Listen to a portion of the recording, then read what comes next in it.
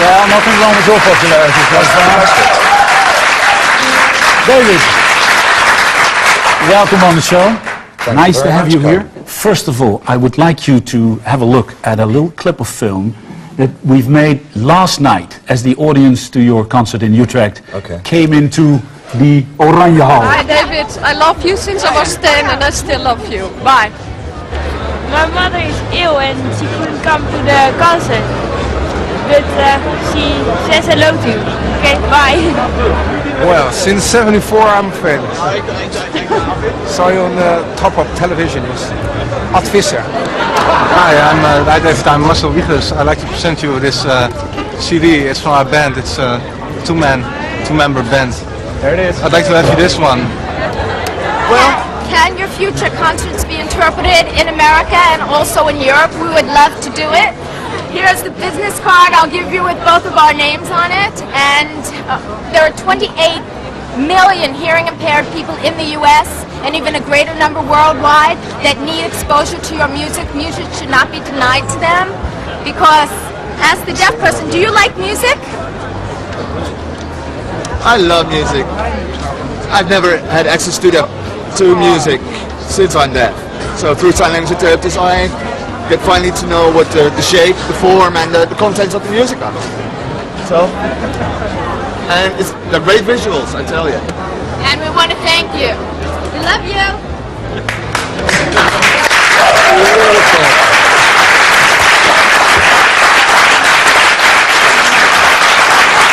I believe I saw that. You saw her last night? I believe I saw the girl last night. I think she was, my stage left. I think she had quite a party there. Could you believe deaf people buying your CDs? It's extraordinary. I have a friend who's hearing impaired, and his particular way is to just feel the vibrations coming from the music.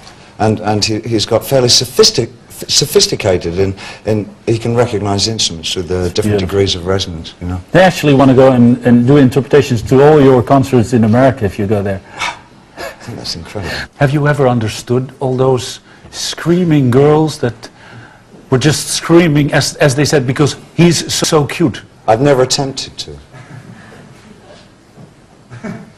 So you've never succeeded? I've never attempted to understand them. No, it's beyond my comprehension. I'm not. I was a pretty obsessive fan when I was a kid. I mean, I used to like the American musician Little Richard, and in terms of a collector, I would collect every record that he made and try and find out as much about him as I could. And I do remember when he first came to Britain, waiting outside the stage door of the theatre that he was playing at, waiting for him so that I could get an autograph. I think past the autograph stage, though, I don't think I've gotten any further than that. I would like to ask you something about your... Do you mind if I smoke? No, please go ahead. I'm not going to tell you not to smoke. No, I know. You know better than me telling you not. Do you smoke? I have done. For the rest, enough for the rest of my life. Please go ahead. I would like to talk to you about fear. Is it true that for a long time the fear to lose your own mental health, your sanity, has been a major fear in your life? I think, looking back when I was in my late teens and my early 20s, I think one of the predominant characteristics of the young person are two things. One, that his life should be quashed as quickly as possible, or that he will live for eternity, and he vacillates between those 2 points. And I think there's also a kind of a romanticism attached to the zany or the crazed or the mentally unstable because of its assumed otherness. I think the idea of being able to observe and be a participant in an alternative reality is very exhilarating for some young people. I think when you're also an artist, it almost comes with the territory, and I think that you assume that you must be a bit crazy just to be an artist. I had some sense of traditional mental instability in my family, so that I was overly concerned that it may in some way apply to me as well. And then, of course, getting involved in drug usage in the 70s really gave it sort of long order. But I think for me personally, as an artist, it's not something that I would entertain anymore. I feel fairly stable.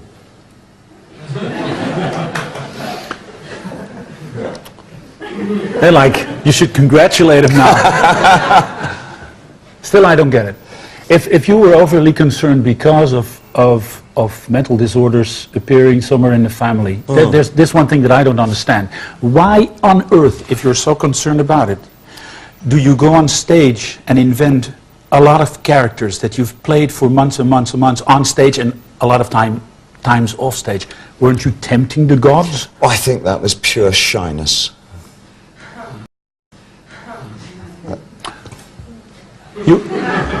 In one very serious interview, you said, whether I fill the characters with my life or filled my life with the characters, that's unclear to me. Yeah. So that's, to me, that shows that you really lost yourself somewhat in those characters. Yes, I mean, that is tempting the gods if you're concerned about losing your own sanity. One doesn't have the equipment at that age to know if you're tempting the gods or otherwise. I think that you just flow with what you feel is a very energetic life river of energy and excitement, you know, and I put myself in a situation where I really didn't know what the boundaries were and what the fine line was between my characters on stage and my absolute self, and that's something that really I never really came to terms with until the late 70s. And in the late 70s I started to redefine exactly who I was by readjusting my life and taking myself out of a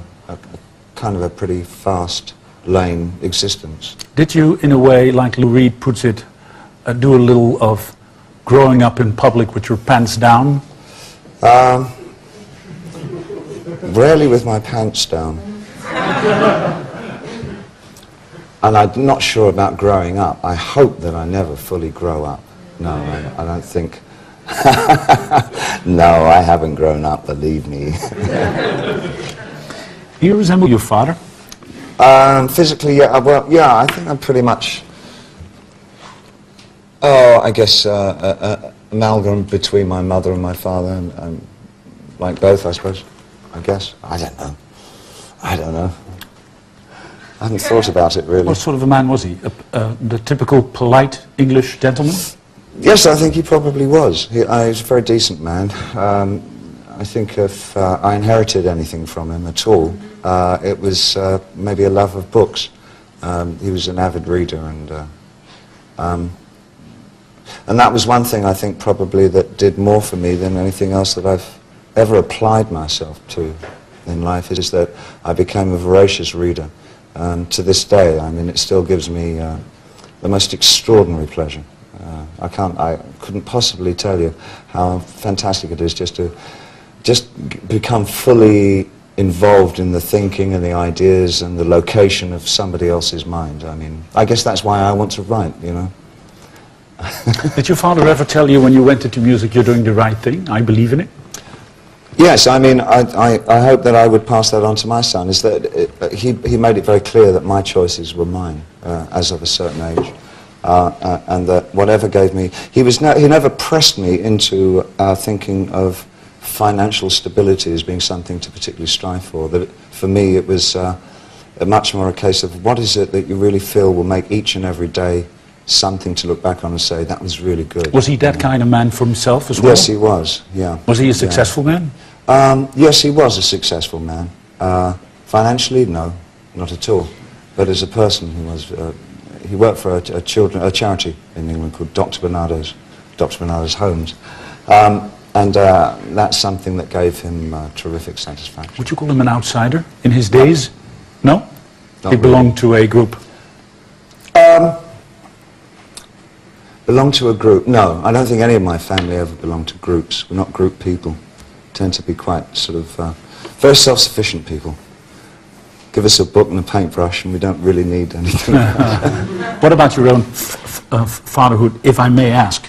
How did you do it? How you were a single parent for, I don't know how many years. How can you be a single parent and play in plays, act in plays and I have absolutely no idea. You'd have to ask my son. I believe that we had always a very strong relationship. I don't know. There's no rule book to go by. I mean, he turned out to be a really charming, bright, lovely young man. I mean, he's a good kid. He's no longer a kid. He's 24 years old.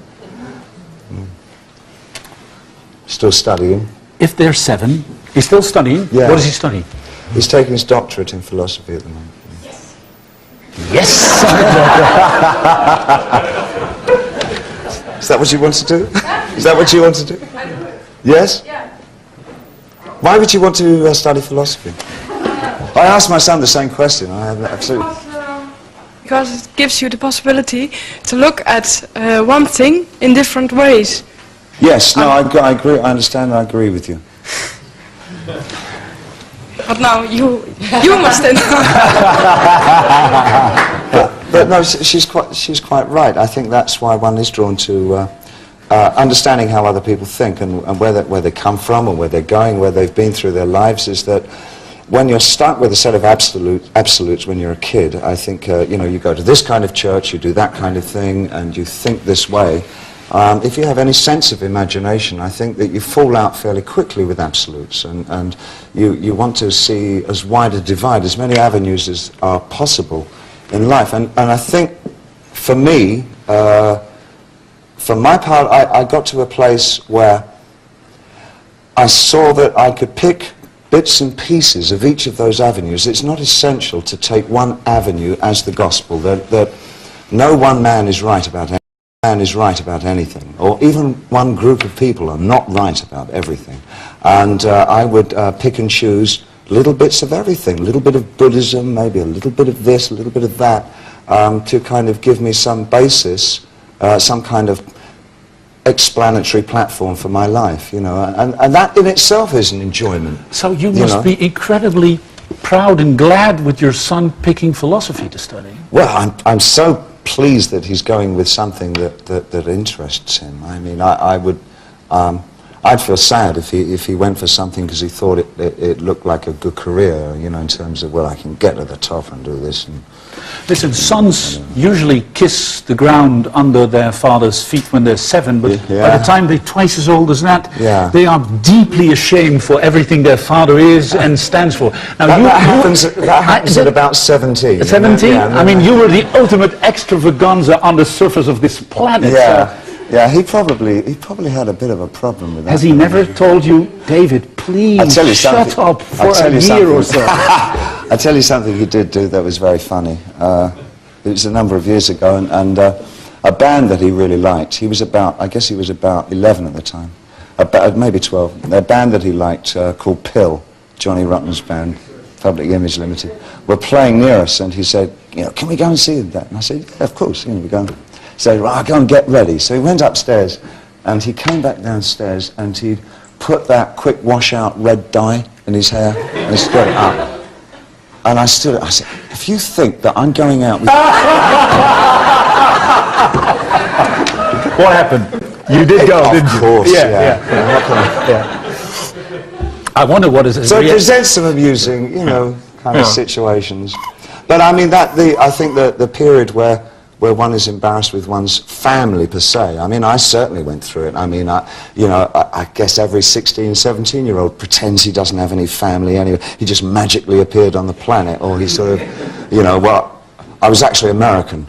You know, it fictionalized some background for themselves, but that's it. You sort of pass through that, and I think he got to quite like me again by the time he was 19, something like that. Is it true you're planning on having a new family again and moving to London? Well, if it's God's will, yes. I mean, that would be tremendous. I think we both love that very much. And then you go and live in London? Well, possibly. I mean, we're sort of looking at our options at the moment. The last few years have been, and probably will continue to be, pretty much travelogues for both of us, and especially for me, because I do intend doing a lot more live work. I am enjoying performance again, more than I've enjoyed it for years and years, and I'd just like to make the most of it while I still can, before I bring out my Zimmer. But I guess probably I'd be pretty hard to stop even then, really. Is it? I'd be the most incorrigible bore. I'd still be doing space songs when I'm 90. We'll give you a hint. We'll give you a hint. I'm sure you will. Listen, is it true you made an Arthurian tour with your wife? Yes, indeed. We. Where do you find all this stuff? They're true. Well, yes, the particular things that you've pulled out so far, pretty on the money. When I first met her, I mean, she really hadn't. She'd only been to London. By that time, by the time I met her, in fact, she'd already retired as a model. I mean, she retired in 1989. She stopped modelling. But the only time that she'd been into London to see anything of England was on modelling assignments. So she came in for maybe 48 or 72 hours at a time. And she really had absolutely no idea what England or London or any of it was about. And I thought, and I picked... I was so judicious. I picked the first 2 weeks of, the last 2 weeks of May, and the weather was just extraordinary. It's never like that in England. I mean, it was just quite beautiful. And we took a trip to the southwest of England and went through Cornwall and Devon and all that, and Glastonbury, and all to the apocryphal sites of where Arthur lived his life and lived his times. And she was absolutely thrilled and said, is this weather and this beautiful, is it like this all the time? Yes! Just have no idea how beautiful England is. This is the England nobody talks about. And it was just fantastic. So she has a completely full sense of what it's like to live in And England. you try to keep it that way. Yes. But listen, this is almost like sailing up the Avon. Yes, I mean, yes. Well, I'm a romantic. I sort of misses their company, you know. Could it be so that you're not the complete outsider that you once was, and you just want to go I home? think I stopped being an outsider quite some time ago. It's that I've just got to convince the rest of the world that I've stopped being the outsider that they thought I was. You've done a great attempt at this table. Thank you very much for coming to our little studio. My pleasure. And now we're going to take this table, clear the floor, make some room for your band to play, for you to move and to sing. Good. Dames en heren, David Bowie en zijn band.